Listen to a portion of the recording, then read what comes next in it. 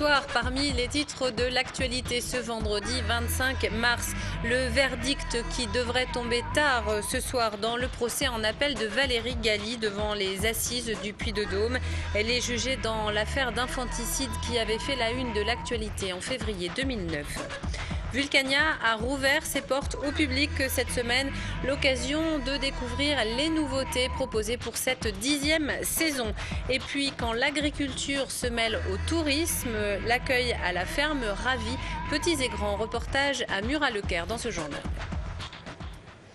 Deuxième et dernier jour du procès en appel de Valérie Galli devant les assises du Puy-de-Dôme.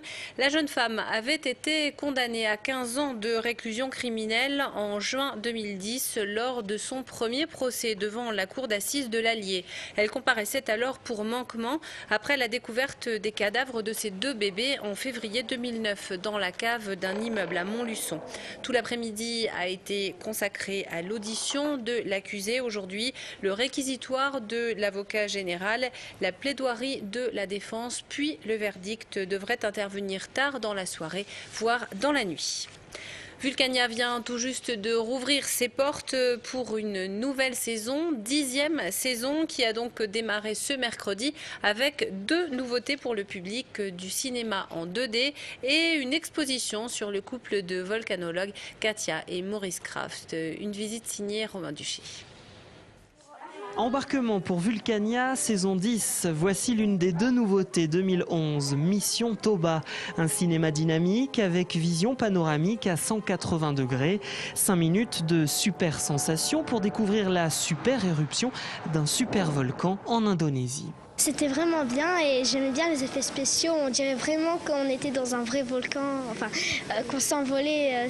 C'était vraiment bien. C'était impressionnant parce qu'on avait l'impression de voler par-dessus les nuages. Autre nouveauté 2011, cette exposition consacrée à Katia et Maurice Kraft, 2 volcanologues décédés il y a 20 ans. On les a connus aujourd'hui et justement on cherchait. On sait que c'est des vulcanologues et qui sont morts dans un accident pendant l'exercice de leur passion, on dirait. Pas de panneaux rébarbatifs, mais de simples citations, des vidéos et des objets ayant appartenu aux 2 volcanologues, comme cette montre que Maurice Kraft portait le jour de sa mort. Exposition, cinéma dynamique ou aménagements extérieurs, Vulcania essaie désormais de se renouveler chaque année. Il faut être en permanence en renouvellement pour à la fois faire revenir les personnes qui sont déjà venues et notamment les personnes de la région, mais pas uniquement, et aussi faire venir des nouveaux visiteurs qui, on le sait, sont magiquement attirés par le mot nouveauté.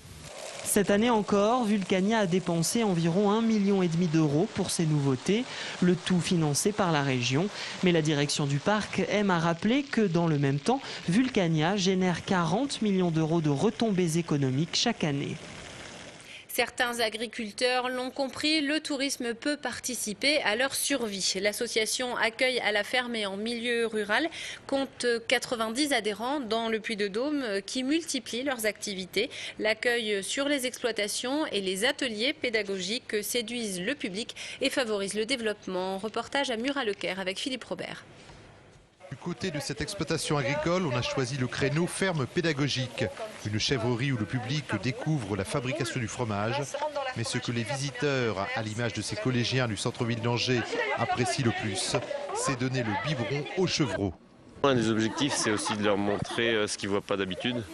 Donc pour beaucoup, toucher une chèvre, ils n'ont jamais fait. Donc ouais, c'est tout à fait un des objectifs. Ouais.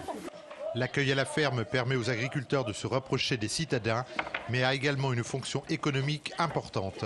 Montrer comment on travaille, ça permet, je trouve, de vendre notre produit beaucoup plus facilement, en fait. Comme je ne suis pas très commerciale, en fait, les gens, en venant, on leur donne ils sont tellement heureux de participer à la vie de la ferme, je pense. Ils goûtent le fromage, ça leur permet de goûter le fromage à la fin de la visite, et du coup, ils sont seuls juges. Et ils décident eux-mêmes s'ils veulent acheter ou pas. Goûter au fromage, au lait également et même traire une chèvre. Directement du Puy, c'est assez chaud. On dirait que c'est assez chaud, c'est très bon. C'est très délicieux. Excellent sous toutes les formes. Une quarantaine de chevreaux viennent de naître, l'occasion d'un grand moment de tendresse à Murat-Lecaire. L'ancien lanceur de marteau auvergnat David Chaussinan, 39 ans, a reconnu aujourd'hui dans un communiqué avoir été interpellé par la douane en possession de produits dopants. En revanche, l'athlète nie être impliqué dans un quelconque trafic. David Chaussinan avait déjà eu des problèmes de dopage par le passé. Il avait été contrôlé positif à 2 reprises avant d'être suspendu 3 ans, ce qui avait mis un terme à sa carrière en 2002. Le week-end sera peut-être crucial pour les basketteurs de la Jeanne d'Arc de Vichy. Lanterne rouge du championnat de Pro A, le club thermal se déplace demain soir au Havre, un rival dans la course au maintien. Une victoire pourrait relancer les hommes de Jean-Philippe Besson. Explication Martial de Lecluse et Saber Desfarges. Victorieuse il y a une dizaine de jours du Paris-Levallois en Coupe de France, la Jeanne d'Arc de Vichy a enchaîné samedi par un large succès en championnat face à la Chorale de Roanne. Une victoire qui permet aux Vichysois de croire encore au maintien. On joue vraiment bien depuis 5-6 matchs, donc on sait maintenant ce qu'il faut faire, on est beaucoup plus solidaire, on se passe la balle. Maintenant on sait ce qu'il faut faire pour gagner et voilà, on a les cartes en main. Mais dans la course au maintien, le temps presse. À 8 journées de la fin du championnat de Pro A, la Jeanne d'Arc de Vichy ne compte que 6 victoires. Très insuffisant pour espérer jouer la saison prochaine en Pro A. D'année en année, on dit qu'avec 10 victoires, mathématiquement, on doit s'en sortir. Peut-être qu'il en faudra moins, mais on va considérer ce chiffre comme un chiffre de base. Je crois qu'on arrive à un moment de la saison où on a une vraie dynamique dans l'équipe. On voit qu'on enchaîne les victoires, et ce qui n'était pas arrivé depuis le début de saison. Sur une pente ascendante, les hommes de Jean-Philippe Besson espèrent décrocher au Havre un 3e succès consécutif, toutes compétitions confondues. Le Havre, une destination que les Vichysois semblent apprécier lors des 3 dernières saisons. Le club thermal s'est en effet imposé en Seine-Maritime à 2 reprises. C'est la fin de ce journal. Merci de votre attention. Dans un instant, la météo est mieux qu'à Paris. Je vous donne rendez-vous dimanche soir à 19h55 pour notre soirée électorale à l'occasion du 2e tour des élections cantonales. Et on se quitte sur des images d'Anakil. Le groupe jouera sa musique métissée demain soir sur la scène de la coopérative de Mai. Très bon week-end, à dimanche.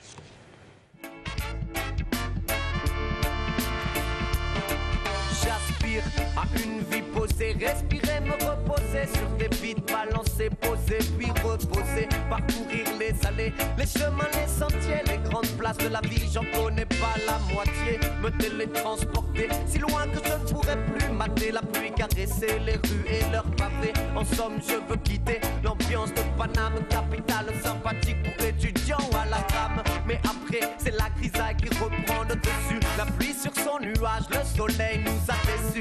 On veut courir vers notre avenir, nager dans nos souvenirs. J'irai cultiver ma peine en terre sacrée. Loin de tout, loin de vous, pendant quelques années. Des cascades bleues d'eau claire et de perles nacrées. J'irai cultiver ma peine en terre sacrée. Toute l'actu locale est aussi en ligne. Retrouvez votre JT sur clermontpremière.com.